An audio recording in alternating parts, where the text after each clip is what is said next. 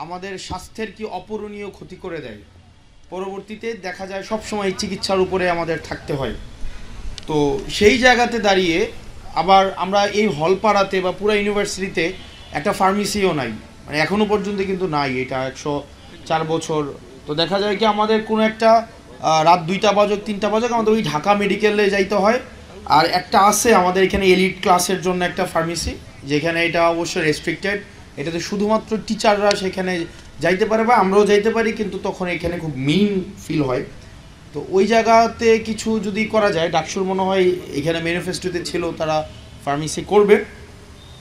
তো এই পরিস্থিতিতে, এই বাস্তবতায় হামিম যেই পদক্ষেপটা নিয়েছে, ইনিশিয়েটিভটা নিয়েছে গত বছর থেকেই, 24 সাল থেকেই, সেটাকে আমরা অবশ্যই সাধুবাদ জানাই।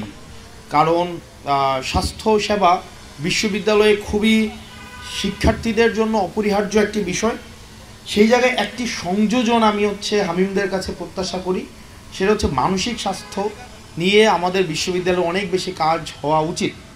আমাদের দেখা যায় বিশ্ববিদ্যালয়ের শিক্ষার্থীরা এখানের আর্থিক অবকাঠামো, রেজাল্ট বিপর্যয়, ব্যক্তিগত সম্পর্কের অবনতি, নানাবিধ কারণে, রাজনৈতিক এই যে একটা রাজনৈতিক কারণ, বিভিন্ন কারণে মানসিক নানাবিধ জটিলতার মধ্য দিয়ে যেতে হয়। এবং বেশিরভাগ ক্ষেত্রে আমরা যেহেতু মিডল ক্লাস ফ্যামিলির স্টুডেন্টে আমাদের ইউনিভার্সিটিতে অনেক বেশি, তো দেখা যায় বাসার একটা প্রেশার থাকে, সেই জায়গা থেকে যদি মানসিক স্বাস্থ্য নিয়ে আমাদের ইউনিভার্সিটিতে অনেক বেশি কাজ হওয়া উচিত। আমাদের তরুণ ভাইয়ের কথা মনে আছে কিনা আমি জানি না, আমিমের বিজনেস ফ্যাকাল্টির তরুণ ভাই, উনি হাজারিবাগে মসজিদ থেকে পড়ে গিয়ে মারা গিয়েছিলেন, আত্মহত্যা দিয়েছিলেন উনি। তো সেই জায়গায় মানসিক স্বাস্থ্য আমাদের এখন সবচেয়ে বেশি গুরুত্বপূর্ণ একটা জায়গা, যেখানে আসলে বিশ্ববিদ্যালয়ের শিক্ষার্থীদেরকে কেউ শুনতে চায় না।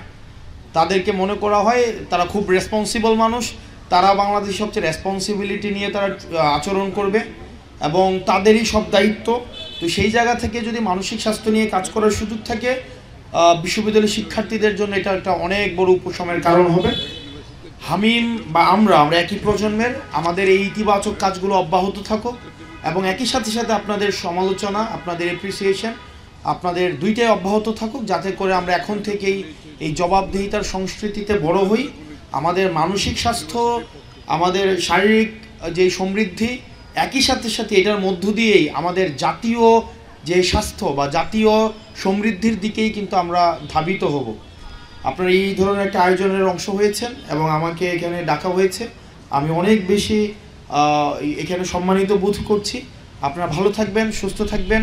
এই ধরনের ইতিবাচক কাজে হামিম এবং হামিমের মতো আরও যারা যারা ক্যাম্পাসে আছে, যে কোনো ইতিবাচক কাজে আমরা সহযোগী হতে চাই। আপনারা ভালো থাকবেন, সুস্থ থাকবেন। আসসালামু আলাইকুম ওয়া রাহমাতুল্লাহি ওয়া বারাকাতুহু।